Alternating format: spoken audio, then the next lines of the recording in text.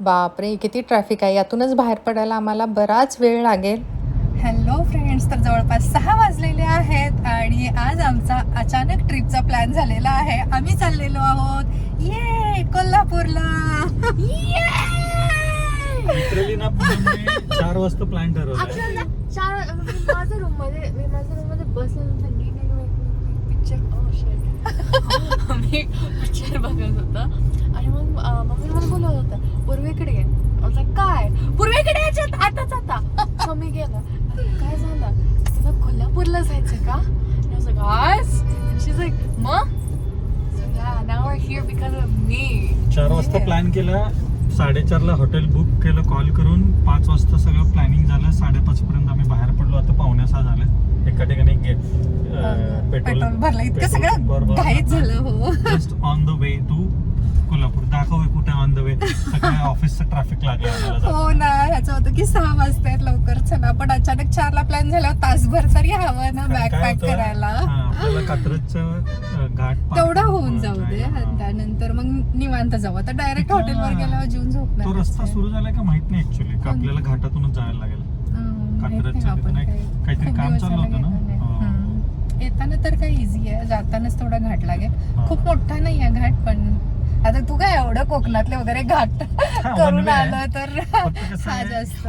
इथून घाटापर्यंत पोहोचव, पुण्यात बाहेर पडेपर्यंत ट्रॅफिक लागतं. खूप ट्रॅफिक आहे आता. कारण ऑफिसचं सगळं सुटलेलं ट्रॅफिक आहे ना. हो, सो पटकन स्टोरी सांगते. अजूनही विश्वास बसत नाही की आम्ही कोल्हापूरला चाललेलो आहोत श्री अंबाबाई महालक्ष्मीचं दर्शन घेण्यासाठी. श्री अंबाबाई महालक्ष्मी अन्नछत्र आहे ना, तिथून आसावरी ताईंचा फोन आला होता की उद्या तुमच्या हस्ते आरती आहे आणि तुम्ही प्रसादसुद्धा घ्यायला या म्हणून.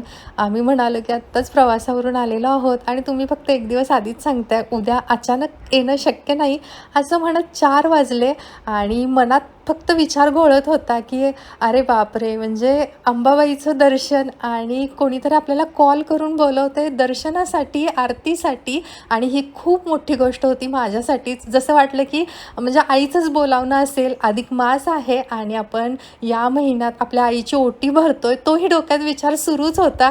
आणि हा एकदम छान योग जुळून आला, बोलावणंच आला असं मला वाटलं. नवऱ्याला ही गोष्ट मी बोलून दाखवली, कारण ट्रिपवरून आलो होतो, थकले होते सगळे. म्हटलं अचानक कसा काय प्लॅन करणार नाही का, आधीच्याच बॅग अजून ओपन केलेल्या नाहीत आपण आणि थकायला होतं, म्हणून म्हटलं मुलांनाही जास्त त्रास नको, फक्त बोलले. पण सगळे उत्साही होते. अचानक कसं काय म्हणजे सगळं घडून आलं, मी काय आता सांगू तुम्हाला. आणि आता या मोठ्या प्रवासात ना डोक्यात खूप सारे विचार सुरू आहेत. मनातली एक गोष्ट तुमच्यावर शेअर करू का? तुम्हा सर्वांना माहिती आहे मी यूट्यूबर आहे, रील्स वगैरे बनवते. ही फावल्या वेळेत रील्स बघते, शॉर्ट्स बघते, मला आवडतात. आणि अधिक मास असल्यामुळे ना म्हणजे असे व्हिडिओ खूप पाहायला मिळाले की मुलगी असते ना, आईचे पाय धुते, तिची ओटी भरते आणि म्हणजे खूप छान वाटलं ते रील्स बघून. मला असं वाटलं की अरे, जेव्हा हा फोन आला ना, खरंच महालक्ष्मी अंबाबाईनं माझ्या मनातली गोष्ट ओळखली का? तिला असं वाटलं का की ठीक आहे, तू सुद्धा ये बाई, माझी ओटी भर आणि मला भेटायला ये. म्हणजे मी फोन आल्यानंतर थोडी ब्लँक झाले होते आणि 4पर्यंत नाही नाही म्हणत असले तरी डोक्यात तोच विचार होता. ॲक्च्युली मुलांची एक्झाम झाली ना, त्यानंतर आमचा प्लॅन होता की कोल्हापूरला 2 दिवसासाठी जाऊ. 1 दिवस महालक्ष्मीचं दर्शन घेऊ आणि 1 दिवस ज्योतिबाचं दर्शन घेऊ. म्हणून दरवर्षी आम्ही आमच्या कुलदेवताला ज्योतिबाला जात असतो. पण ट्रिपला जाण्याचाही प्लॅन झाला आणि त्यानंतर उन्हाळाही होता. म्हटलं हिवाळ्यात आपण जाऊ, म्हणजे दिवाळीच्या सुट्टीमध्ये कसं वेदर पण चांगलं असतं आणि मुलांना सुट्ट्या असतात, त्यावेळेला हा प्लॅन करावा म्हणून आम्ही तो प्लॅन कॅन्सल केला होता. हा प्लॅन आम्ही केला असता तर 2-3 दिवस बॅकपॅक, मग भरपूर काय काय गोष्टी कराव्या लागल्या असत्या. पण तासाभरात आम्ही ह्या सगळ्या गोष्टी करून निघतोय. आय नो, ट्रिपवरून आत्ताच जाऊन आलोय आणि लगेचच हा प्लॅन आहे. पण असो, उत्साह म्हणजे पूर्वाचा पाहिला. ती तर एकदम एक्सायटेड. ती म्हणते उटीची ट्रिप जी केली ना त्याच्यापेक्षा आजच्या या गोष्टीसाठी ती खूप एक्सायटेड आहे. येस, आणि काय हवं, थोडा आराम करतील मुलं आणि आम्ही पोचू. आता माहीत नाही 10 वाजतील 11 वाजतील. येस.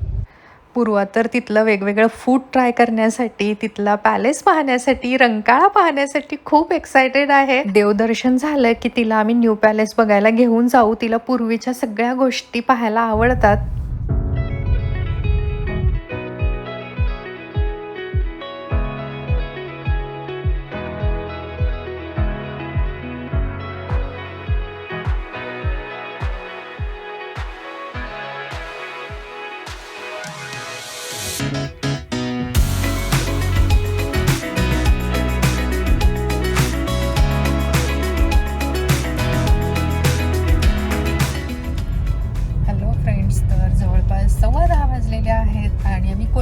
पोहोचलोय. हॉटेलवर पोहोचायला थोडासा वेळ लागेल. त्याच्या आधी आम्ही एका ठिकाणी थांबून डिनर करतोय आणि मग हॉटेलवर जाऊ. येस, म्हणजे 10:30-11 तर होतीलच, पण येस टच झालोय आम्ही कोल्हापूरमध्ये. पोहोचलो व्यवस्थित. माझं होतं की 10पर्यंत पोहोचावं आणि त्या पद्धतीने आम्ही पोहोचलेलो आहोत. येस.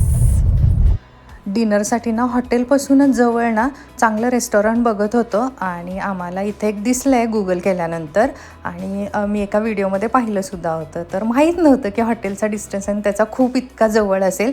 सो आम्ही आता काय करतो आहे की डायरेक्ट आम्ही हॉटेलवर जाऊ, गाडी पार्क करू, चेक इन करू आणि बाहेरच्या बाहेर म्हणजे हॉटेल रूममध्ये न जाता बाहेरच्या बाहेर लगेच येऊन डिनर करू. गाडी घेऊन जाणार नाही, वॉक करत जाऊ. अगदी 2 मिनिटाचाच रस्ता आहे, साईडलाच आहेत हे सगळे रेस्टॉरंट. म्हणजे एकाच लाईनमध्ये ना भरपूर रेस्टॉरंट दिसले आणि छान वाटलं म्हणजे ओव्हरऑल. पण 10:30ला त्यांची टायमिंग होती बंद होणार म्हणून आणि आत्ता 10:30 वाजलेत. बघूयात, आपण रिक्वेस्ट करू तिथे गेल्यानंतर. या वेळेला आम्ही राहतोय ओपल या हॉटेलमध्ये. फक्त झोपण्यासाठीच आम्हाला हॉटेलची गरज आहे. मागच्या वेळेला मात्र आम्ही सयाजीमध्ये थांबलो होतो. तो एक्सपिरियन्स पण छान होता.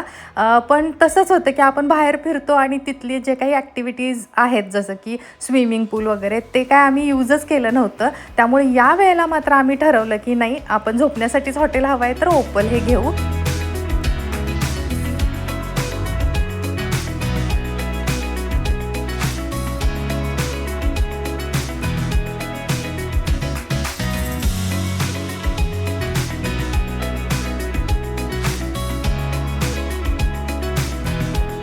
पहिल्यांदा असं झालं की आम्ही हॉटेलमध्ये न जेवता गाडी लावली, सामान काढलेलं नाही आहे.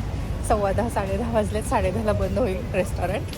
तर लगेच शेजारीच फूडचं म्हणजे भरपूर शॉप आहेत, रेस्टॉरंट आहेत, आईस्क्रीम वगैरे भरपूर काय काय, तंदूर वगैरे.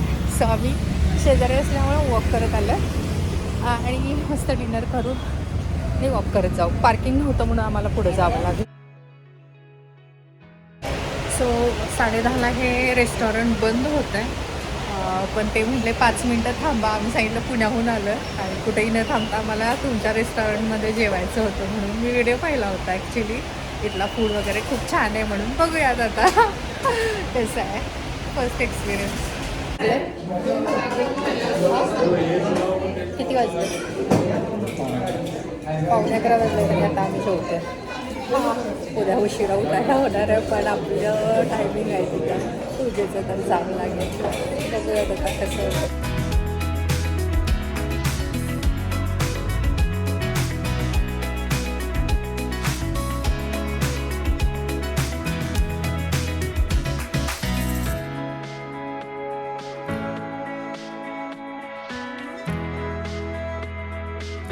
भाकरी घेतली, मस्त भाकरी, पांढरा तांबडा रस्सा आणि खूप स्पायसी असं नाही आहे, म्हणजे असं पिऊ शकतो आपण.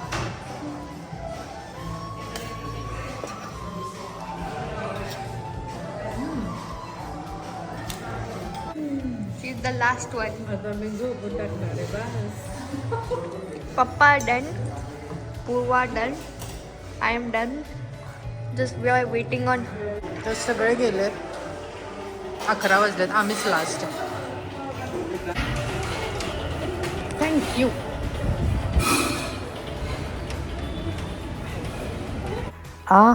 पोटभराचं मस्त जेवण झालं आहे, इतका सारा प्रवास झाला आहे, त्यामुळं पडल्या पडल्या मी तर झोपी जाईन.